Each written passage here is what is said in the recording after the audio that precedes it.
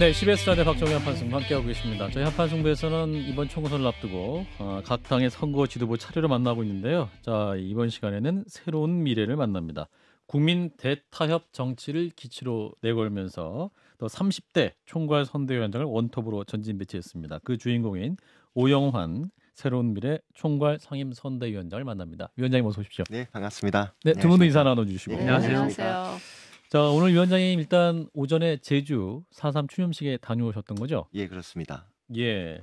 자, 근데 오늘 그 이슈가 되는 게 대통령과 한동훈 국민의힘 비대위원장 현장에 가지 않았다. 이 예. 부분을 두고 이제 야당이 공격을 하고 있는데 위원장께서 어떻게 판단하셨습니까? 야당의 공격이라기보다는요. 예. 일단 현지의 이 제주도민들의 표정에서 이런 실망과 아. 상처 이런 것들이 굉장히 많이 드러나기 때문에 예. 참석한 저로서는 현장에서 느껴지는 그런 슬픔들이 너무 가슴 아팠습니다. 예. 근데 사실 대통령이 그 자리에 참석하셔도 되고 할 텐데 왜 안 가신다고 이게 생각하십니까? 국가 차원에서 이미 역대 대통령이 사과도 하고 예. 그리고 이제 진상규명의 피해 보상의 명예회복까지 이루어지고 있는 상황이고 예. 전 정부에서 대통령도 참석을 했었고 실제로 윤석열 대통령도 당선인 시절엔 참석을 했었거든요. 예. 그리고 이게 정부가 주최하는 겁니다, 사실. 그렇죠. 행정안전부가 주최하고 예. 제주도가 주관하는 건데 음. 거기에 굳이 그렇게 그걸 굳이 외면했어야 했나. 수만 명의 이 제주도민들의 희생이 있었지만 지금 제주도 인구가 67만 정도 되는데 그 안에 모든 이 네트워크가 그 가족, 이웃, 동료 그분들의 슬픔을 공유하는 날이거든요. 예. 이 제주도민들은 이 동료 시민에게 들어가지 못하는 것인가 저는 그런 참 원망이 많이 들었습니다. 예, 진작에 뭐 말씀하실 게 있으신가요? 아니 아까 이제 제가 좀 아쉽고 안타깝다는 말씀을 드렸는데 예. 그 시간에 다른 데 가서 선거 지원함으로써 얻을 수 있는 표와 제주도에 안 가심으로 해서 혹시라도 잃어버릴 수 있는 표. 중도층의 표. 예. 무게를 달아보면 그게 현명한 선택이었을까 결정이었을까 하는 아쉬움이 계속 있는 거죠. 사실 오영환 총괄 선대위원장님도 그 시간에 사실은 다른 지역을 돌아보실 수도 있는 상황이긴 했는데 일단 국민의힘은 충청이나 강원, 경기 북부를 전략적으로 선택한 것이 아니냐 뭐 이런 해석도 있고 정말 이 선거 공식 선거 운동이 짧은 기간에 예. 몸이 한 10개라도 됐으면 좋을 정도로 가고 싶은 곳은 많죠. 예. 그렇게 전략적으로 생각할 곳도 많고 그렇지만 결국 선거 일주일 앞둔 시점에 무엇을 우선순위에 먼저 둔 것인가를 예. 명징하게 보여준 것이라고 생각이 들고요. 예. 아무래도 그래도 저로서는 국가는 또 정부는 또 결국 정치는 이 국민의 아픔을 보듬고 그 마음을 어루만지고 위로해 주는데 그 존재 이유가 있는 것인데 예. 어쩌면 그 우선순위를 좀 혼동하시고 있는 것 아닌가. 그런 이익을 우선하는 그런 모습이 이번에 드러난 것 아닌가. 그렇게 생각합니다. 박 실장님. 사실 뭐 앞서도 표 계산을 얘기하셨는데 국가의 리더라면 또 한동훈 비대위원장도 알려지기로는 뭐 대선 주자로 분리돼 있고 본인도 하고 싶어 할 수 있다라고 생각을 해요. 그렇죠. 그렇게 얘기하는 분들도 예, 계시고 그러면 계산보다는 국가의 리더는 해야 될 일은 해야 되거든요. 네, 그런 부분에서 좀 아쉽다라는 생각 아까 뭐도 말씀드렸지만 그런 생각이 좀 들고 단순히 제가 무슨 정치적으로 공격을 하기 위해서가 아니라요. 예. 그분이 또 SNS나 이런 데에서는 뭐 우리 정부에서 더 잘했다. 그리고 못 가서 죄송하다. 말은 예. 정말 많이 하고 예. 또 상대당이 얘기한 걸 또 공격까지 유세 현장에서 해가면서 그런 모습들이야말로 얼마나 현장에 나와 있던 도민들에게 하루 종일 그것들을 들어야 되는 사람들에게 더 큰 상처가 되지 않을까. 한 번만 그냥 얼굴만이라도 비춰주고 참석해주고 갔더라면 하는 그런 아쉬움과 좀 서글픔이 남습니다. 그렇군요. 자, 이제 오영환 의원님 새로운 미래 총괄 상임 선대위원장을 맡으셨는데 예. 굉장히 중책입니다. 이게 부담이 크실 것 같은데 실제로 지난 기간 선거를 이끌어 오시니 어떠셨습니까? 참 많이 어깨가 참 많이 무겁습니다. 예. 저희 새로운 미래와 함께 이 새로운 정치를 기대하시는 예. 그런 지지자분들, 당원들 그리고 응원해 주시는 시민들의 염원도 분명히 있는 것이고 예. 그래서 힘을 내려고 최선을 다하고 있지만 또 이 현실 정치 오늘날 이 선거 현실에 이 특히 지금 이 정권 심판론이 이렇게 아득히 앞선 상황에서 예. 이 두 양강 구도의 이 높은 벽 차가운 벽을 좀 마주하면서 굉장히 많은 어려움을 겪고 있기도 하고 그럼에도 끊임없이 포기하지 않고 저희가 지향하는 그런 정치적 가치들을 좀 추구하려고 마지막까지 호소를 드리고 있습니다. 새로운 미래는 네거티브 안 하겠다. 이런 선언도 있었던 것 같고. 이 모욕과 조롱의 언어, 예. 이런 증오의 언어, 적대의 언어 이런 것들을 사용하지 않는다고 한 것이죠. 그건 이제 언어를 안 쓰면 예. 언론이 주목을 안 하고 그래서 이게 참 아이러니하게도 정말 참 서글픈 정치의 예, 그 현실이기도 한데 하지만 저희도 분명히 이 정부의 무능이나 예. 아니면 후보들의 정말 이건 용납할 수 없는 그런 문제들에 있어서는 단호하게 짚고 있기 때문에 예. 그런 부분에 있어서는 뭐 네거티브를 안 한다. 당연히 이렇게 좀 저질적인 저급한 언어 이런 것들이 정치에선 이미 국민들의 눈살 찌푸리게 하는 행동들을 퇴출시켜야 된다. 예. 그 정도 차원에서 말씀을 드리는 것이죠. 예. 자, 여기서 예. 오영환 위원장님은 이제 불출마를 원래 선언하셨었잖아요. 예. 불출마를 선언하신 다음에 지금은 탈당하셔서 다른 당에서 총괄도 선대위원장을 맡으세요. 예. 이게 약간 어떻게 보면 역설적이기도 하고 어떻습니까? 저도 이 불출마 선언을 총선 딱 1년을 앞둔 시점에서 하고 마지막 마무리를 정말 이 마지막까지 자부심을 갖고 자긍심을 갖고 시민들에게 부끄러움 없이 마무리를 하고 싶었는데 예. 이번 총선이 다가오는 과정에서 제가 몸담고 있었던 당도 그렇고 그리고 오늘날의 정치 현실도 그렇고 서로가 서로를 이렇게 뭔가 증오하고 환멸하고 거꾸로 뜨리기 위한 이런 정치, 이런 대결의 정치, 민생에 대한 이런 이야기보다는 상대를 복수하고 처단하기 위한 이런 선거가 되어버린 현실에서 이렇게 그냥 조용히 있다가 나가서는 제가 국민들 앞에 참 당당할 수 없겠다. 예. 제 스스로가 내가 정말 마무리를 잘했다고 이렇게 자부심을 느낄 수 없겠다. 예. 그런 판단이 있었습니다. 그렇죠. 그래서 이제 제3지대에서 이제 새로운 정치를 선언하면서 이제 창당도 하고 그랬지 않습니까? 예. 그런데 이제 메시지의 선명성이랄까, 이제 여야 거대 양당과의 차이가 무엇인가 질문을 했을 때 좋은 정치를 하겠다, 타협, 국민 대타협 정치를 하겠다, 이거 자체로는 타협도 다 양당 다 말을 하고 있거든요. 그래서 국민들에게 어떤 점이 우리 새로운 미래의 정치다. 우선 저희는 이 민주주의 그리고 예. 이 민생 미래 이렇게 이제 국민들께 소개를 드리고 있는데 예. 일단 이 메시지에 제일 선명한 것이 있다면 저희는 일단은 민생과 미래입니다. 다만 그 방법에 있어서 오늘날 이 윤석열 정부의 이런 무능과 무도함 이런 것들에서 국민적 분노가 굉장히 높지 않습니까? 예. 일단 심판론이죠. 그렇죠. 이 물가가 이렇게 폭등하고 국민들을 고통받고 있는데 여기에 대해서 해결하지 못하고 그리고 의료 대란 이런 거에 있어서 결국 국민들에게 모든 환자들의 생명을 위협하는 이런 사태는 방치하고 예. 대통령의 고집을 꺾지 않고 예. 이런 상황에서 정말 정권에 대한 심판론이 압도적인 것은 어쩔 수 없는 현실인 것이고 예. 하지만 이 정치가 민주주의가 그리고 선거라는 계기가 그 심판에 그쳐선 될 것인가. 예. 당연히 그 심판에 있어서는 저희 새로운 미래도 우리 정부에 대한 국민의 분노는 함께하고 예. 심판은 함께하되 그럼 그 다음은 어떻게 할 것인가. 그렇죠. 21대 국회 마지막 2년 동안 이 정부 권력은 이렇게 국민의힘 빨간당이 가져가고 예. 입법 권력은 180석 민주당 파란색 그대로 있는 상태에서 두 당이 서로 한번 제대로 마주 앉아서 당대표와 대통령이 만난 적도 없고 당대표끼리도 그렇죠. 만나서 뭔가 합의나 이런 것들이 이루어진 적도 없고 예. 끝내 민생은 뒷전이었고 예. 그럼 이 전쟁 같은 정치가 과연 이번에도 거대 야당이 압승을 한다고 해서 다음번 국회에서 이것이 해결될 문제인가? 또다시 국민들께 전쟁 같은 국회의 모습만 재방송할 것인가? 아하. 그 안에서 가운데에서 그럼에도 민생 문제, 미래 문제 이런 국민의 삶에 맞닿아 있는 문제들만큼은 좀 만나서 멱살 잡아서라도 대화의 테이블에서 당장 서로 공통점이 있는 부분들도 많이 있잖아요. 그렇죠. 이런 물가 문제라든지 얼마든지 해결 방법에 있어서 합리적인 토론으로 좀 대안을 만들어낼 수 있는 것들이 많이 있는데 예. 정쟁에 밀려서 모든 것들이 뒤로 밀리는 이런 나쁜 정치는 이제 좀 이 청산하고 저희가 그 가운데의 공간에서 그 역할을 하겠다. 국민들에게 이 맞닿아 있는 삶의 문제를 해결하는 정치를 보여드리겠다. 예. 그 다짐을 하고 있는 것이죠. 네. 신 장관님. 저는 질문보다요. 그 오영환 의원한테 제가 3번 놀란 적이 있어서 그걸 말씀을 드리고 싶은데 일단 처음에 지난 총선 앞두고 인재로 영입되셨잖아요. 소방관 출신으로. 네네. 예. 소방관 출신으로 이 정치권에 영입된 최초의 케이스시죠. 예.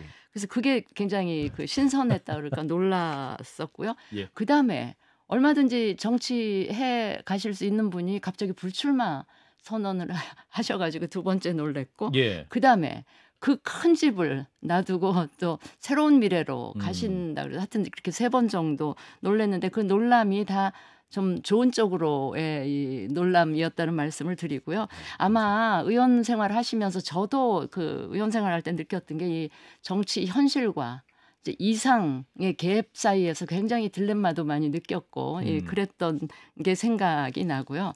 제가 그 17대 18대 제가 현역으로 있을 때만 해도 이 양당에 다 젊은 소장 개혁파들이 있었어요. 그래가지고 이 지도부하고 막 들이받고 아닌 건 아니라고 막 용감하게 얘기하고 아하. 그런데 어느 순간부터 지금 20대 21대 국회 들어서는 아니 초재선 이 젊은 상대적으로 의원들이 훨씬 더 지도부의 어떤 홍위병 연판장 돌리고 예 연판장 돌려서 막 이 그 저기 왕따 시킨다든지 예. 지도부 눈치 보고 줄 서고 뭐 공천에 혈안이 되고 이런 모습을 보면서 왜 자꾸 우리 정치가 퇴행되고 있는가에 대해서 제가 굉장히 자괴감을 많이 느꼈는데 예. 그러던 차에 오영환 의원 같은 분도 이렇게 그만둔다 그러고 또 이렇게 하니까 좀 아우 제가 마음이 좀 안 좋고 근데 뵙고는 싶었어요 굉장히. 네. 정치 선배로서 말씀하셨는데 사실 민주당 출신이시니까 예. 민주당 초선 의원들의 활동도 굉장히 미약했던 것도 분명해 보입니다. 당 지도부 눈치만 보게 되느냐 이런 말씀인데 어떻게 답하시겠습니까? 국회 초선들이 이 180석으로 국회 입성해서 그렇죠. 가장 많이 들은 말이 108번뇌의 이야기였죠.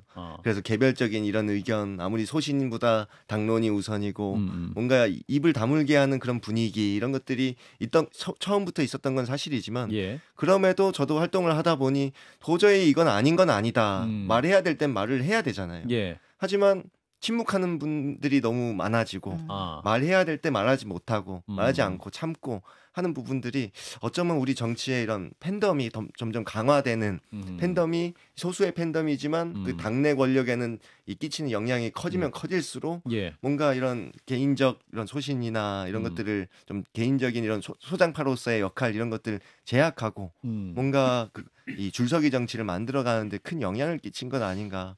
저도 그 안에서 어떻게든 바꿔보려고 소리 외쳐서 이 마지막까지 소신 있게 이야기하다가 예. 끝내 이 안에서 하는 것은 이제 선거 목전에 와서 더 이상은 할 수 있는 일이 없겠다. 그래서 이제 밖에서라도 뭔가 그런 역할을 해보자 이런 생각이. 그러니까 제가 민주당을 보면서 느낀 게 그 초재선 젊은 청년 그 의원들이 그 기득권 그 586 운동권 예. 출신 다선 이제 중진이 됐잖아요. 그 의원들한테 눌려가지고 옴짝달싹 못한다는 그런 인상을 제가 받았어요. 제가 이제 한 1, 2년 전에 한창 민주당 고 이야기가 있을 때 초선 의원 몇 명 젊은 분들하고 얘기를 예. 많이 했었어요. 예. 목소리를 좀 더 내라. 그래서 알겠지만 옛날 오적 뭐 얘기도 나왔었고 5분도 예. 있었고 그런 게 있었는데 쭉 따로 얘기를 해보면 예. 이제 위에 선배 의원들, 그러니까 재선 3선에 어느 정도 또 연배도 높은 의원들보다는 그 댓글이나 이른바 이제 강성 지지층이 문자 폭탄 이런 것들 때문에 상당히 영향을 좀 약간 위축이 되더라고요. 그래서 말 하나 너무 선을 넘지 않으려고 상당히 조심을 하고 그런 문화가 꽤 있었습니다. 그런데 점점 이제 당원의 영향력이 좀 더 커지는 게로 가는데 어떻게 보면 형식적으로 보면 그게 맞는데 예. 지금 문화에서는 그게 오히려 좀 좋지는 않은 것 같아서 저는 뭐 실제로 위축되셨습니까? 저도 사실 대표적으로 이런 문자나 이런 것들은 표적이 된 경우이긴 했지만 그러셨구나. 사실 저는 그러면 그럴수록 더 말을 많이 하기도 했고 예. 물론 좀 조심하게 되는 그런 경우도 있었던 것 같기도 하고요. 예. 다만 이 위축되는 것은 이런 것들이 이런 당내 권력의 이런 공천까지 이어지는 과정에 오히려 더 침묵하는 분들이 늘어난 것 아닌가. 예. 선거를 앞두고 오히려 저는 그렇게 많이 느꼈습니다. 지금 뭐 강성 당원들이 공천에 큰 영향력을 행사하다 보니 점점 위축되지 않았나 생각하고 저는 그래서 오영환 의원님 예전에도 보면 이 정치판이 악화가 양화를 구축하는구나. 그래요. 그러니까 계셔야 될 분들은 떠나고 그런 생각을 많이 했어요. 이탄희 의원도 계시지만 예. 실명 언급하시는데 제가 불출마를 한 것은 이런 이 정치 현실에 대한 이런 자괴감 이런 것 때문은 아니었고요. 예. 저희 본연의 사명, 소명의 소방에 대한 이런 사명감, 돌아가겠다는 그 약속을 지켜야 된다는 그 마음이 컸던 것이고. 다만 이 마지막까지 이런 모습을 조금이라도 바꾸기 위한 노력을 성과를 내기 위해서 뭐라도 정치가 이대로 그냥 두고 아무것도 바꾸지 못한 채 저는 그냥 한계를 인정하고 그냥 떠나버리는 것보다 조금이라도 바꾸기 위한 노력을 이런 새로운 미래라는 이런 새로운 정치를 하려는 작은 가능성과 함께 한번 국민께 최선을 다하는 모습 마지막 이 민주주의가 그래도 달라질 수 있다는 씨앗을 심는 그런 노력을 진심을 보여드리고 싶은 겁니다. 예. 저희와 함께하고 있는 모든 분들이 다 그런 분들이고요. 예, 오영환 새로운 미래 총괄 상임선대위원장 함께하고 있는데요. 자, 이제 그 제3지대 정당이 향후 더 지속적으로 가려면 그 해당 당에 또 중요한 그 대선 주자가 있어야 됩니다. 근데 이제 이낙연 대표가 그런 역할을 하시는 분인데 이낙연 대표가 지금 광주 광산을에 출마했죠. 근데 지금 여론조사 추이를 보면 뭐랄까요? 이제 인상적인 그런 지지율 흐름은 보이지 못하고 있는 상황인 것 같습니다. 당에서는 어떻게 판단하고 계십니까? 우선 결국 광주 특히 광산 지역의 주민분들도 역시 이 정권 심판을 위해서 제1야당에 힘을 실어주는 것이 맞다는 그 생각이 일단은 견고하다고 보여지는 것이고요. 예. 그리고 무엇보다 이렇게 광주 지역에서 여전히 지난 대선 당시에 이런 이낙연 책임론, 이낙연 악마와 이낙연이 돕지 않았다는 이런 뭔가 프레임이 너무 강하게 작동을 하고 있는 측면이 굉장히 아직도 많이 여전히 광주에는 이낙연 대표 악마와 프레임이 작동하고 있다. 광주뿐만 아니라 이런 민주당 지지층 내부에서 그런 오해가 아직도 깊게 그런 것들이 좀 뿌리 내리고 있는 것 같고요. 예. 정말 그때 당시에 경선 뒤에 같이 경쟁했던 후보이지만 대선 당시에 정말 전국을 돌면서 대선 기간 동안 수십여 차례 유세를 다니셨던 그 간절하게 호소를 하고 다니셨던 분인데 예. 그런 평가를 받고 여러 오해에서 그럼 지금 이런 모습이 나타나는 게 굉장히 가슴 아프고요. 예. 그런 걸 사실 이렇게 차가울 것을 예상하셨음에도 그럼에도 자기가 뭐 이런 정치 생명이랄까요? 뭐 대선 주자라고 말씀하셨지만 마지막 남은 모든 정치 생명을 걸고서라도 대한민국 정치 이대로는 안 된다는 예. 그 한 말씀을 광주에서 한번 정말 외치고 싶으셨던 이 진정성을 예. 광주 시민들께서 그 씨앗을 지켜주기를 바라는 그 진정성 있는 마음을 조금이나마 더 귀 기울여 주시길 마지막까지 호소를 하려고 합니다. 그렇군요. 뭐 저는 새로운 미래가 좋은 의도를 가지고 있고 양당 체제의 폐해를 극복하겠다. 그런 건 좋다고 생각하는데 사실 정치라는 게 뭐 선언만 있는 게 아니고 선언을 실현시켜야 되잖아요.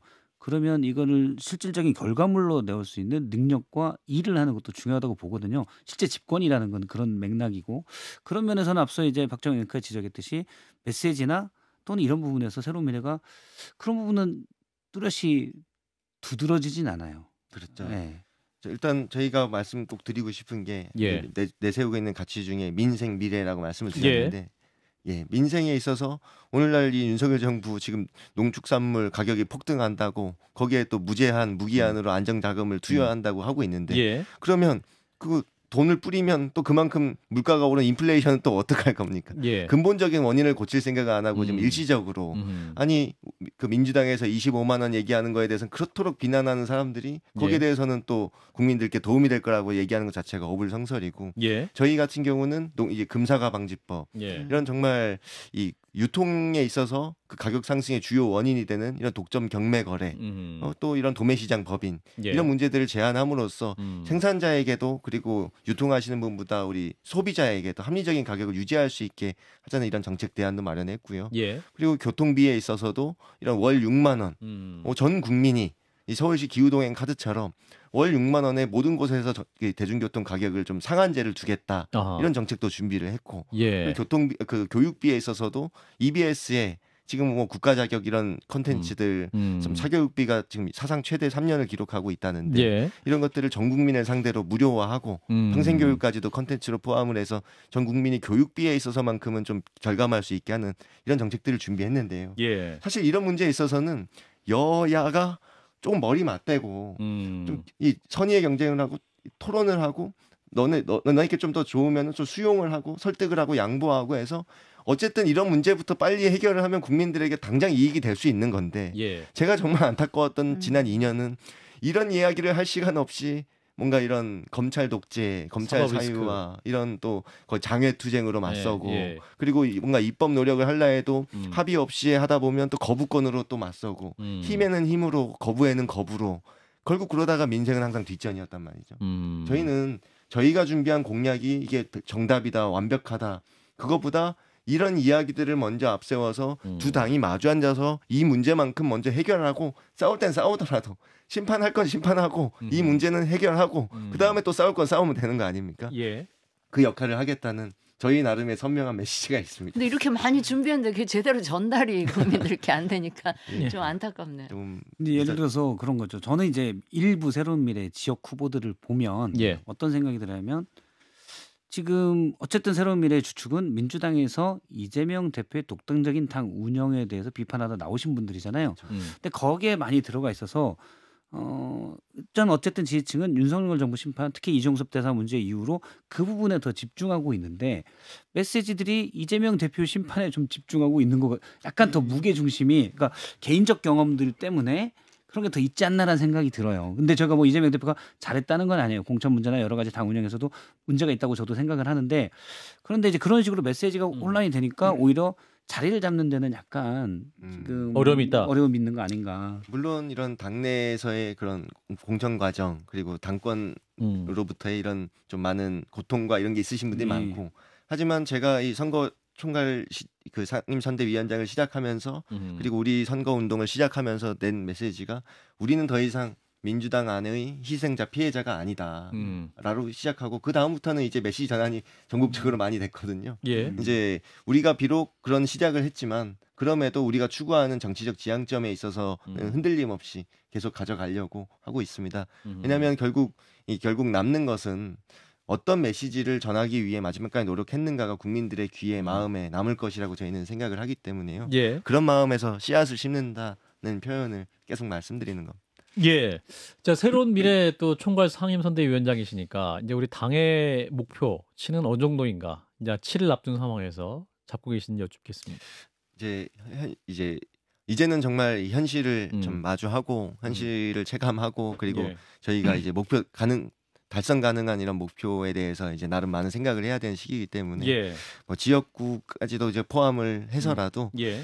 최대 5석 이상이 갈 수 있다면 정말 이 뭔가 우리가 추구하는 그런 가치들이 다음번 국회에서 작동하는데 정말 어느 최소한의 이런 좀 가능성이 되지 않을까 그렇게 생각합니다. 한석은 확보가 거의 됐다고 봐야 되는 거 아니에요? 아, 김종민 의원을 말씀하시는 그 지역도 이제 경합지역이기 때문에 그래요? 마지막까지 그렇습니다. 또 또. 어떻게 될지는 모르는 상황이긴 하고. 예, 아직 마음을 정하지 못한 분들도 네, 많이 네. 있고요. 그럼에도 이런 윤석열 정부에 대한 분노 그리고 거기에 대한 심판 의지 그리고 저희는 그 다음까지도 이야기하는 것뿐이지 그런 국민들의 마음, 민심 그런 것들은 당연히 함께하는 것이기 때문에 세종 시민들이 정말 지혜롭게 저희가 대한 야당의 존재를 또 아시고 계실 거라고 생각합니다. 위원장님 그럼 선거 이후에는 소방관으로 돌아가시는 겁니까? 아니면 새로운 미래에 남아서 당에서 남은 역할을 감당하시는 겁니까? 우선은 제가 드린 약속이 분명하게 있는 것이고요. 예. 그 약속을 지키는 모습을 보이는 게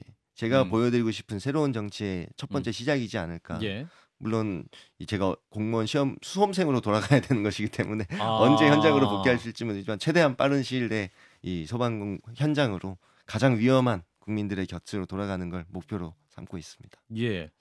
30초 남았습니다. 새로운 미래 총괄 상임 선대위원장으로서 국민 여러분께 마지막으로 지지를 호소해 주십시오. 네, 정말 사랑하는 국민 여러분, 22대 국회에서 윤석열 정부에 대한 심판, 분노도 중요하지만 복수라는 도구로 우리 선거가 민주주의가 끝나서는 안 됩니다. 그 다음 민생 문제 해결하고 우리의 미래를 준비할 수 있는 그런 정치 세력이 반드시 필요합니다. 가운데의 정치, 대화와 합의의 정치, 이 윤석열 정부 심판 뒤에 저희가 반드시 그 역할을 자랑스럽게 당당하게 보여드리겠습니다. 새로운 미래를 잘 부탁드립니다. 네, 오영환 새로운 미래 총괄 상임 선대위원장이었습니다. 고맙습니다. 감사합니다.